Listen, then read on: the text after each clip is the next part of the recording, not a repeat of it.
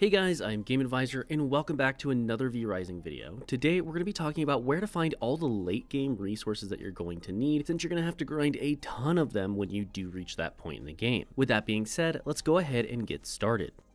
Now, first up on the list is probably going to be one of the resources you're going to need the most, and that is Scourgestones. Luckily, there are a few good spots for you to get them. The best place to get raw, completed Scourgestones is going to be one of the two ancient villages that are inside the Cursed Forest. The mobs, chests, destroyable crates, and cabinets in these villages can all drop Scourgestones, bones, spectral dust, and many other endgame resources that are used in crafting late game items. If you can't find them, they're going to be located here on the west side of the zone and here on the east side of the zone. You do have two alternative options though if you don't like to farm in that zone, and that's going to be to farm the Church of the Damned, which is located in the northern part of Dunley Farms. The other alternative is to spawn mobs like banshees through the graveyards that you can place down in your backyard or really just anywhere out in an open zone that you have control of, as each of those mobs have a relatively small chance to drop the Scourgestones, assuming that they drop it. If you're not sure, just mouse over them and it'll tell you. If you still need the recipe, however, to craft the Scourgestones at this point, which you probably don't, but if you do,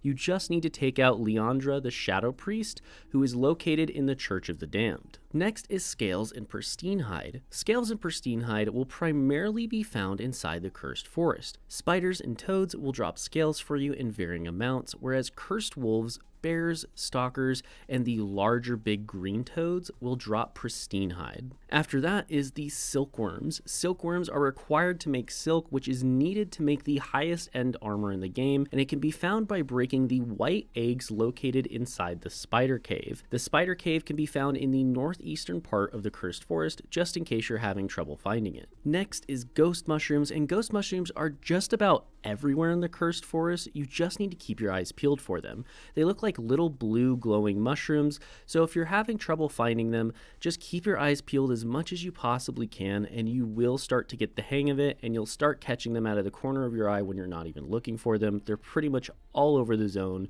You just have to look a little bit harder. Then you have silver ore. Silver ore is separate from the regular silver and is located in the Sacred Silver Mine, which is found in the Silverlight Hills zone. The mine is in the northwest of the zone, and there are several patrols within it.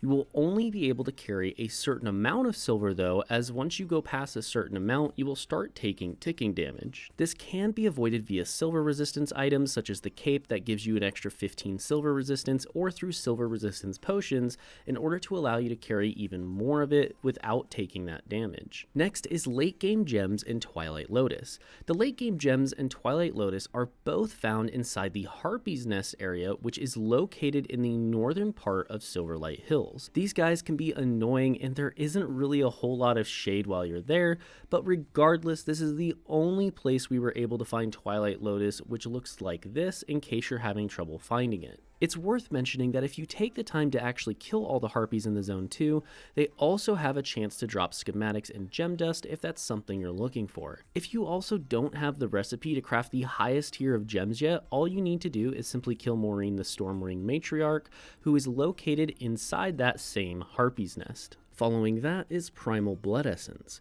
Primal Blood Essence is made in one of two different ways. The first way you can make it is by simply squishing 4 of the highest tier of heart that can drop, which usually drops off tier 3 endgame bosses and is mostly found off Silverlight Hill mobs and the Cursed Forest mobs at a low drop rate. If you do get them, you simply need to put them in the squisher and they'll turn into a Primal Blood Essence, assuming you have the recipe. Your other option is to get the recipe from Jade the Vampire Hunter that allows you to convert your Greater Blood Essence into Primal Blood Essence. This is going to be way more efficient for you, so personally I recommend you go this route. And again, the way you do this is you simply get the recipe from Jade the Vampire Hunter, and then you go ahead and put your Greater Blood Essence on the left side of the squisher and it will turn it into Primal Blood Essence. Next are golden ingots, which are going to be crafted from golden chains. So we're going to kind of put these together. The primary way you'll find golden chains is simply by running around and killing human mobs inside Silverlight Hills. It's worth mentioning that the elites tend to have them more often, and they can spawn in inside chests and cabinets, so make sure you're looting everything. Otherwise, this is just one of those resources that's kind of luck of the draw, and you're gonna have to do your best to grind it out, although you can try to target elite mobs as they tend to have a higher drop rate. PS, if you don't have the gold ingot recipe already, you can get it from taking down Azrael the Sunbringer, who you will need lots of holy resistance to handle, so just make sure you come prepared if he isn't already downed. Last but not least is going to be your schematics, glass, fish oil, and just another spot where you can farm gold chains that I think is the most efficient. And this is going to be down on the docks on the western side of Silverlight. This place is great because if you break boxes, you have a chance to get fish, which you can turn into fish oil. You also have a chance to get gold chains from the mobs around there, you have a chance to get schematics, and you have a chance to get glass. This is a great farm spot, and I'm sure if you've watched other videos, you've probably seen people talking about it. It's absolutely insane. And if you aren't already farming it, you want to start doing it ASAP, especially if you're on a PvP server, because there's a good chance you're going to run into other players. Otherwise, schematics will generally just drop off of pretty much any human mob. They can drop off other ones, but they primarily drop off humans in my personal experience.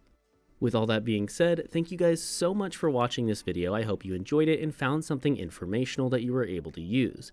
I'm Game Advisor, and if you want to see more V-Rising and other survival game videos, consider subscribing to our channel. We put out new videos all the time to give you guys the most up-to-date information on all the best survival games. Thank you so much for watching. I'm Game Advisor, and I'll see you next time.